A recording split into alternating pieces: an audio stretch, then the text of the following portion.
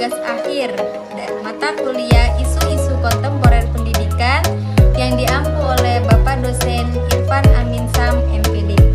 Pada kesempatan kali ini, saya akan membahas salah satu yang ada di dalam mata kuliah Isu-isu Kontemporer Pendidikan.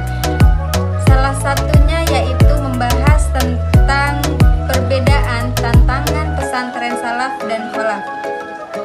Pembahasan yang pertama yaitu mengenai pengertian dan sejarah singkat pesantren salaf dan kholaf. Pesantren adalah lembaga pendidikan tradisional Islami untuk mempelajari, memahami, mendalami, menghayati, dan mengamalkan ajaran Islam dengan menekankan pentingnya moral keagamaan sebagai pedoman perilaku sehari-hari. Pesantren berasal dari kata santri yang dengan awalan pe dan akhiran an, berarti tempat tinggal para santri. Namun, pesantren juga gabungan dari kata santri yang dinamakan manusia baik dengan suku kata tra yang diartikan dengan suka menolong, sehingga pesantren dapat diartikan sebagai tempat pendidikan manusia baik. Perbedaan pesantren salaf dan kholaf yaitu kalau pesantren di salaf itu mengajarkan kitab-kitab klasik, itu yang pertama. Yang kedua, sistem madrasah diterapkan untuk memudahkan teknik pembelajaran. Yang selanjutnya, tidak mengajarkan pendidikan umum. Terus, tujuan pendidikan membentuk sosok pribadi yang tahu arah, tahu hukum-hukum alim. Yang terakhir yaitu peran kiai dominan pemegang kekuasaan tertinggi. Sedangkan kalau di pesantren kholaf yaitu selain mengajarkan kitab-kitab klasik, di pesantren kholaf juga mengajarkan pengetahuan umum. Terus membuka sistem sekolah umum di bawah lingkungan umum dan di bawah tanggung jawab pesantren. Yang selanjutnya bertumpu pada nilai-nilai namun dikembangkan dengan pola-pola yang telah maju. Yang selanjutnya pengetahuan ilmu agama dan umum dan keterampilan-keterampilan. Yang selanjutnya peran kiai tidak begitu dominan, lebih kepada sistem. Terakhir, metode pembelajaran slogan bandongan, halakoh dan hafalan ditambah teori belajar sekolah umum. Pembahasan yang kedua yaitu membahas tentang tantangan pesantren salaf dan kholaf di era globalisasi. Tantangan yang pertama itu yaitu tantangan mikro pesantren salaf. Yang pertama yaitu sumber dana, yang kedua tidak memiliki sumber dana dan penghasilan tetap, berputaran uang dan pertumbuhan dana di desa.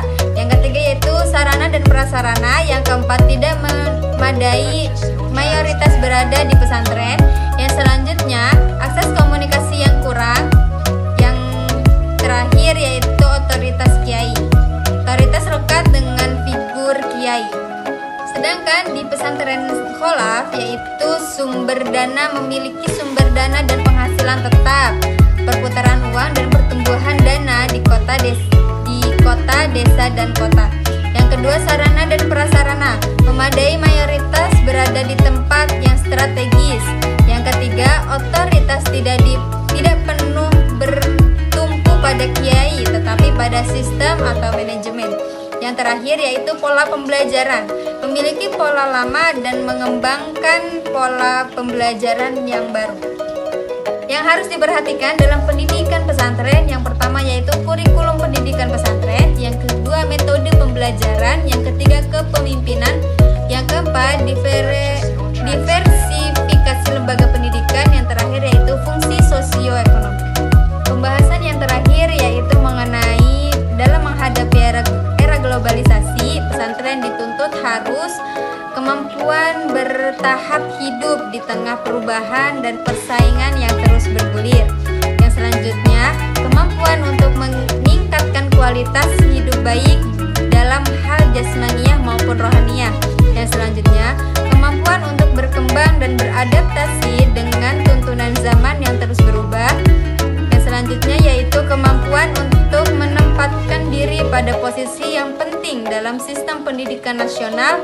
Yang terakhir yaitu kemampuan untuk memberikan sumbangan moral sebagai modal dasar dalam pembangunan nasional.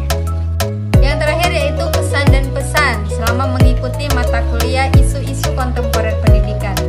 Kesan dari saya yaitu selama mengikuti mata kuliah ini saya mendapatkan banyak sekali ilmu tambahan yang sangat-sangat bermanfaat. Yang selanjutnya pesan dari saya untuk Bapak, semoga kedepannya tetap pertahankan cara mengajar Bapak dan selalu berikan tugas-tugas yang menarik agar bisa menaikkan semangat mahasiswa. Terima kasih yang sebesar-besarnya kepada Bapak yang telah membimbing kami selama 1 semester. Semoga Bapak selalu diberi kesehatan dan kesabaran dalam menghadapi kami semua. Mungkin itu saja materi dari saya. Kurang dan lebihnya saya mohon maaf. Wabillahi taufiq wal hidayah. Wassalamualaikum warahmatullahi wabarakatuh.